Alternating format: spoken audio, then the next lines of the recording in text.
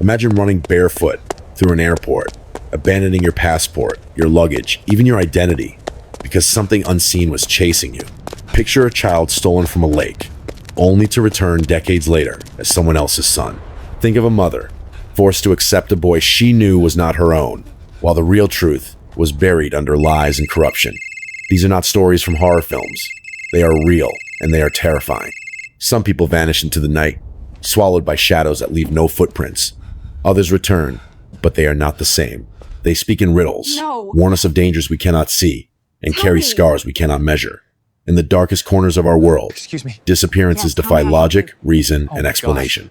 Welcome to The Price Paid, where we uncover the stories that were never meant to be explained, the mysteries that keep families awake at night, and the disappearances that suggest something sinister is always watching. Stay with us, because what you are about to hear will make you question the safety of your own world. It began like any ordinary holiday trip, the kind countless young people take every summer. In June 2014, a 28-year-old German man named Lars Matank joined his friends in Varna, Bulgaria. The beach town was loud, cheap, and carefree, the kind of place where nothing felt dangerous. Lars was not the reckless type. Friends described him as quiet, someone who avoided conflict, someone who blended in more than he stood out. But a single night changed everything.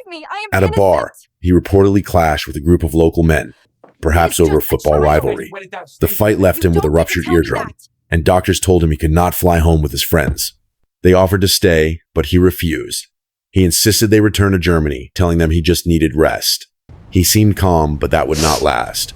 Over the following days, Lars descended into paranoia. Alone in a cheap hotel near the airport, he called his mother several times in panic, claiming men were following him. He told her to cancel his credit cards. He asked bizarre questions about the side effects of antibiotics, as if convinced something inside him was shifting.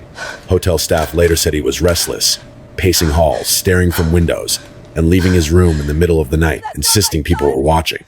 His fear escalated until July 8th, when he finally walked into Varna Airport to catch his flight home. Security footage shows him entering calmly, but then his demeanor shatters. He speaks briefly to a staff member, steps back, and suddenly bolts. He runs through automatic doors, through the parking lot, abandoning his luggage, passport, everything that anchored him to his life.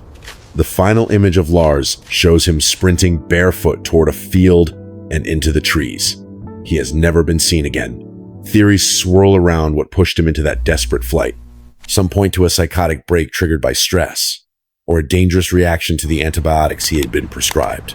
Others believe something darker pursued him, that his panicked calls about being followed were not hallucinations, but warnings ignored.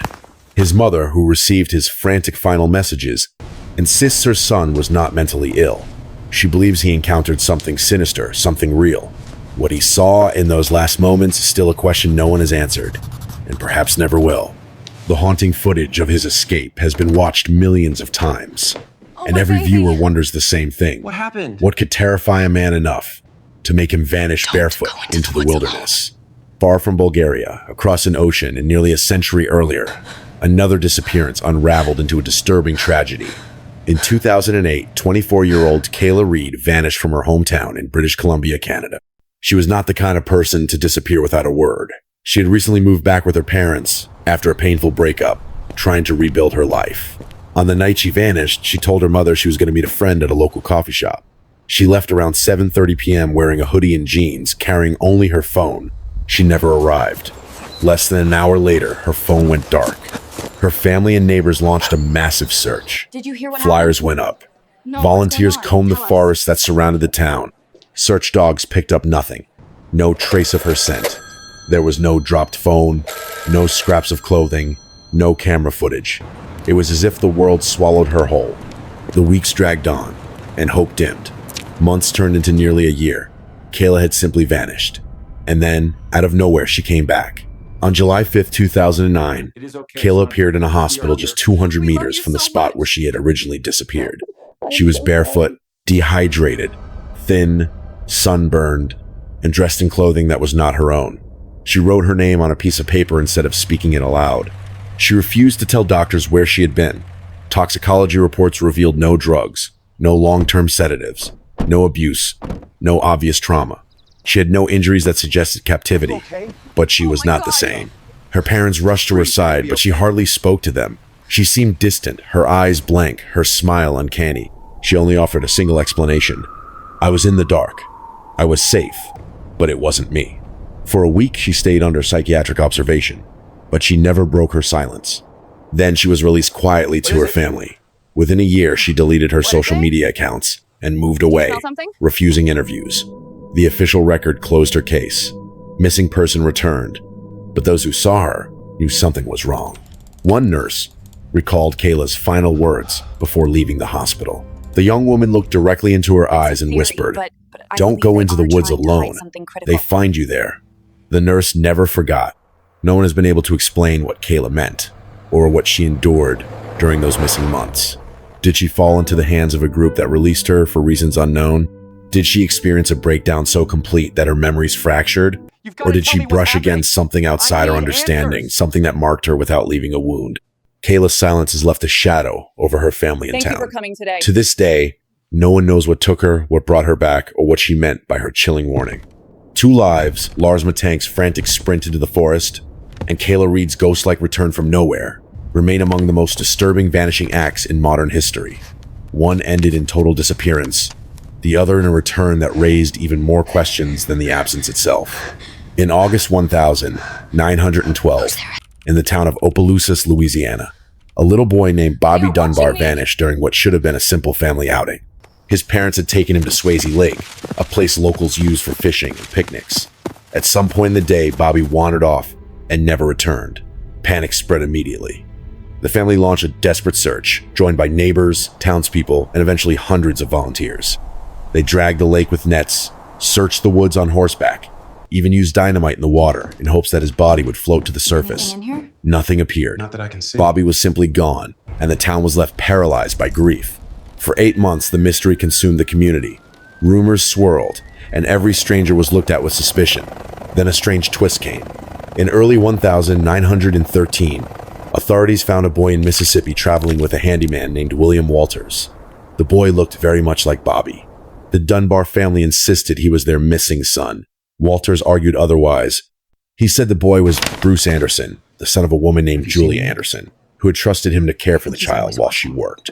Walters claimed innocence, but he was quickly arrested and accused of kidnapping.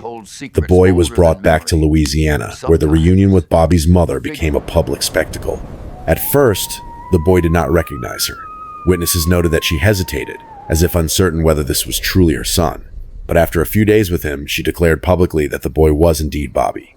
The town celebrated, newspapers declared the miracle of a found child, and William Walters was condemned.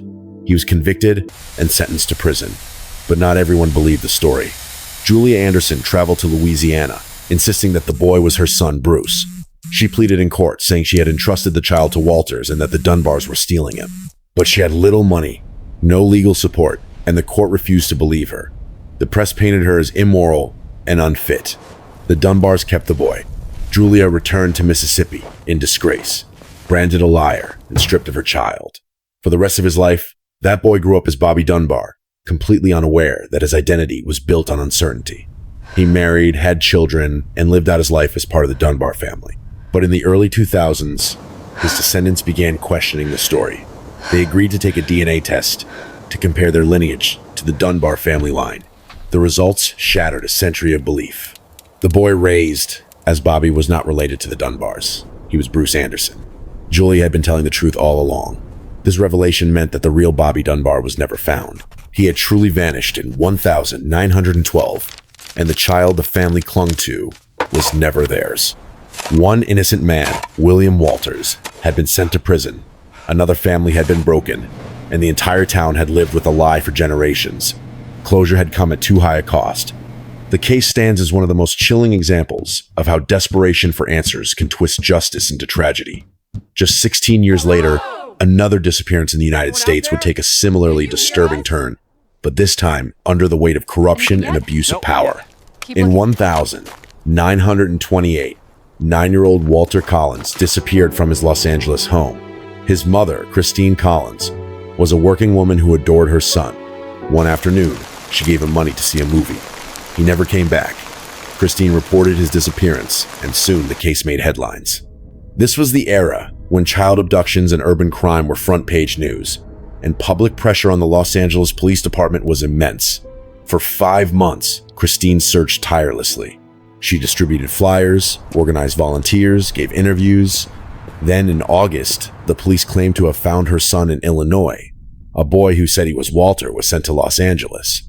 The reunion was staged in front of reporters and cameras. But when Christine saw the boy, she knew instantly this was not her child. The police, however, refused to accept her refusal. They told her trauma could explain his differences. They urged her to take him home on a trial basis. Against her better judgment, pressured by the public spectacle, she complied. For 3 weeks, she tried to live with the boy, but she could not deny the truth. He was not Walter. She returned to the police to insist they had made a mistake. This time, instead of listening, they retaliated.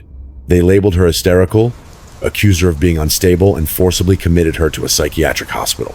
While Christine was locked away, the boy finally confessed. He was not Walter Collins at all. His real name was Arthur Hutchins, a runaway who had lied in hopes of traveling to California to meet his favorite actors. Hey, kid. The entire affair was a humiliating disaster for the police. But Christine's ordeal was not over. Around the same time, police uncovered a nightmare in Wineville, California. A Canadian man named Gordon Northcott had lured young boys to his chicken farm, imprisoned them, and murdered them. The remains of several victims were found, and authorities believed Walter Collins was among them. But Northcott never clearly confessed, leaving the case unresolved. Walter's fate was never confirmed, and his mother never received a proper answer. Christine Collins spent the rest of her life fighting for the truth, trying to find out what had really happened to her son. She was never given closure. The city of Los Angeles never apologized for gaslighting her, for locking her away when she refused to accept a cruel lie. The case became so infamous, it inspired the film Changeling, starring Angelina Jolie. Yet even Hollywood could not capture the raw horror of a mother silenced by the very system that should have protected her.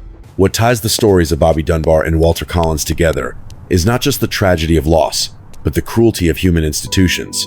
In both cases, families were denied truth because the truth was inconvenient. For the Dunbars, admitting the boy was not Bobby meant accepting their son was truly gone.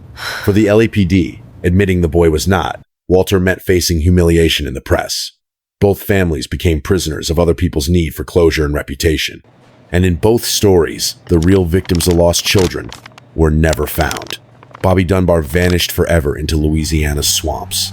Walter Collins likely died on a lonely farm in California. The haunting reality is that sometimes the most chilling disappearances are not caused by the shadows in the woods or the monsters in our imagination, but by human arrogance, denial, and corruption.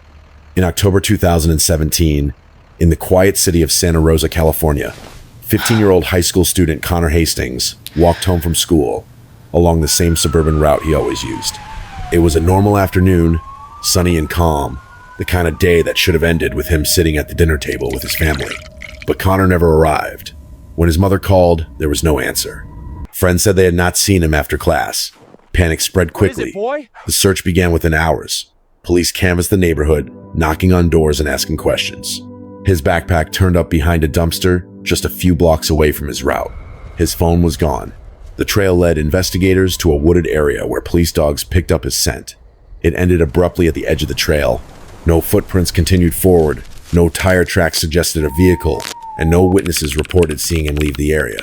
It was as if the world itself had erased him. Rumors filled the vacuum. Classmates whispered that Connor had been acting strangely in the days before his disappearance. Some said he was jumpy, turning at the smallest noises. Others recalled him asking about how to tell if you were being followed. He reportedly asked a friend if they had seen the man in the red jacket. Nobody else had. Weeks passed. The search slowed. By winter, the case went cold, another missing teenager in a country with too many.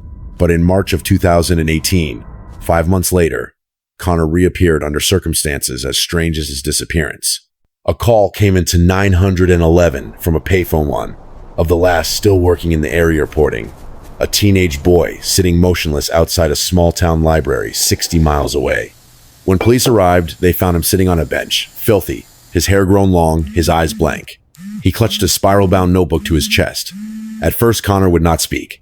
For over 24 hours, he stared straight ahead, unresponsive to questions, as if trapped somewhere between waking and dreaming. When his parents rushed to see him, He hugged his mother tightly and broke into sobs. But even then, he spoke little about what had happened. Over the next few days, he revealed fragments. He said he had been taken by a group, though he could not describe their faces. He claimed he had been kept somewhere cold and timeless, a place without clocks.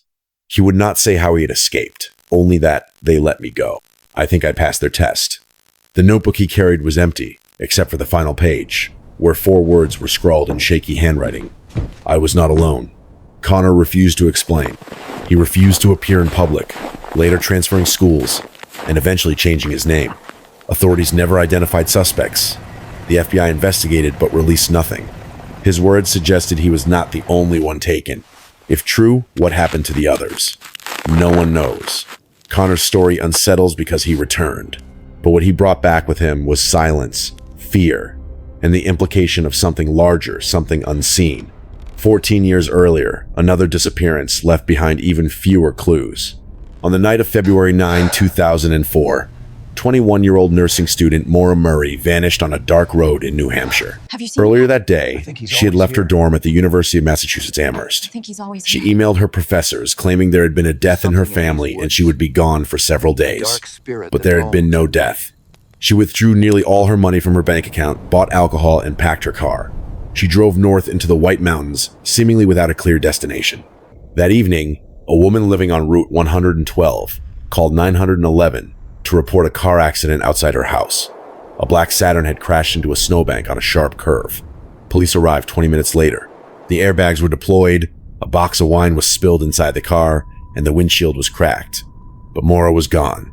The only witness, a bus driver who stopped briefly, said she appeared shaken but refused help. Minutes later, she had vanished. Police dogs tracked her scent for about 100 yards up the road before it stopped abruptly. No footprints led into the woods. No belongings were left behind. It looked as though she had been lifted off the ground or picked up by a passing vehicle. From that night on, her phone and credit cards were never used again. Theories exploded across the internet. Some argued she staged her disappearance, seeking to escape her life and start anew. Others believed she was abducted by a stranger or lured by someone she trusted. Darker theories suggest a predator haunting the mountains or even a cover-up. None of the investigations yielded answers. Her body was never found. What makes Maura's case chilling is not only her disappearance but her preparation. She had packed for several days away, yet told no one where she was going. She fabricated a story about a family death, withdrew her savings, and bought alcohol. Some see this as the act of someone intending to vanish by choice. Others see it as evidence she was meeting someone, and whatever plan she had ended abruptly in disaster. For nearly 2 decades, her case has remained one of the most obsessively followed mysteries online. You're dying, Forums and there's nothing dissect to do. every timeline detail, every photograph, every rumor. But all the scrutiny has not brought answers. The forest along Route 112 still hides its secret. If Maura was taken, the person responsible has never made a mistake, never left a trace. Connor Hastings returned but would not speak. Maura Murray vanished and has never come back. Together, their stories highlight 2 faces of the same terror. One leaves you with silence that hints at horrors you cannot imagine. The other leaves you with nothing at all. Both remind us that vanishing is not always the end. Sometimes it is only the beginning of a story no one is willing to tell. Nome, Alaska is a town that knows isolation. Surrounded by endless tundra, buffeted by brutal winters, and accessible mostly by air. It is a place where silence stretches for miles, and the horizon feels like the edge of the earth. People there live with the knowledge that nature itself can swallow you whole. But in November of 2004, what happened to one man disturbed even the locals who thought they had seen everything. Rick Hills was 37 years old, an electrician who lived alone in a small cabin on the outskirts of town. He was not reckless, not social, not the type to stir trouble. He worked, kept to himself, and lived quietly. On November 13, he failed to show up for work. His boss called repeatedly. No answer. By evening, a coworker drove out to Rick's cabin to check on him. What he found was eerie. Rick's truck was parked outside. The snow on the ground was undisturbed. There were no footprints leading to or from the cabin. The coworker knocked on the door. No response. Walking around back, he saw the door open. Inside, the cabin looked normal. Too normal. A pot of coffee sat full on the counter. Rick's phone lay on the table. His bed was made with unnerving precision, as if no one had slept in it. But Rick himself was gone. The police launched a search. They combed the area with dogs, helicopters, and even drones, but no trail emerged. Even with a light snowfall that day, there should have been some sign footprints, a broken branch, anything. Instead, there was nothing. It was as if Rick had evaporated into the air. Locals whispered that it was not the first time. More than 20 people had gone missing from the Nome area over the past decade, many under similarly inexplicable circumstances. The FBI would eventually investigate, attributing disappearances to accidents, alcoholism, or exposure to the elements. But Rick's case unsettled people in a way the others had not. He had not been drunk, careless, or unfamiliar with the land. He knew those woods. He would not have walked out barefoot into sub-zero temperatures, leaving his phone, keys, and coat behind. 2 days later, something surfaced that made his case far more disturbing. 30 miles north of Nome, a hiker discovered a sock frozen into the mud of a game trail. Nearby, beneath a thin crust of snow, was a crumpled Polaroid photograph. Despite the damage, the image was clear enough. It was a picture of Rick's cabin, taken from the woods. The angle showed the living room window. In the reflection of that window was a face, but it was not Rick's. The photograph was handed over to police, who never released it publicly. Years later, a former officer anonymously described it to a local journalist. He said the face in the reflection looked wrong, distorted, too pale. The eyes too wide, the mouth slightly open, as though caught mid-whisper. The officer admitted it was the most disturbing thing he had seen in his career.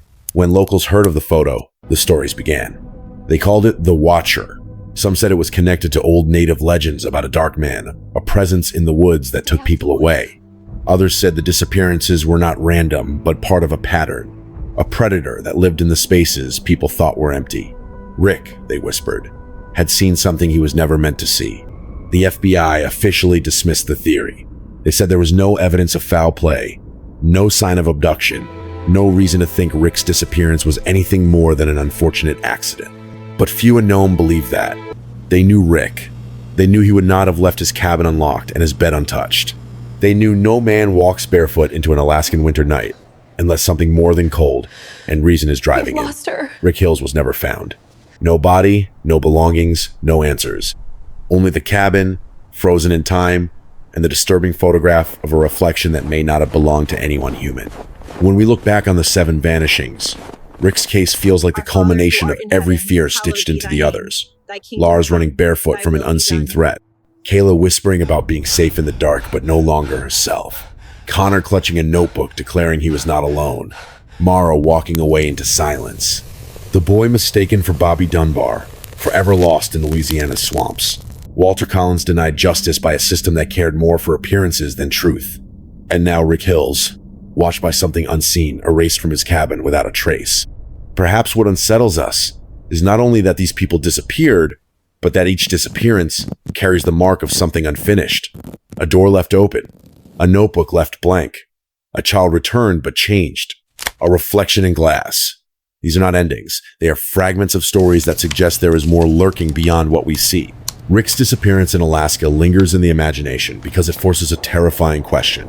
If something is watching us, waiting, patient, and silent, how would we ever know until it decides to act?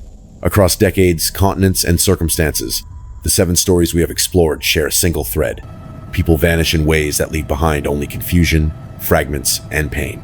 Lars Matank ran from an airport as though death itself was behind him and was never seen again. Bobby Dunbar's family clung to a child who was not theirs, while the real Bobby disappeared into history. Walter Collins' mother was betrayed by the very police who were meant to protect her, gaslit and punished for telling the truth. Kayla Reed returned after nearly a year gone, whispering cryptic warnings about the woods before retreating into silence. Connor Hastings came back too, with hair longer, eyes haunted, and words that hinted at others still missing. Mara Murray's car was found, but not her, as though the night swallowed her whole. And in Alaska, Rick Hills was erased from his cabin without a single track, leaving behind only a photograph of a face that may not have been human. What do we make of these stories? Some will say coincidence, human error, or tragedy without conspiracy.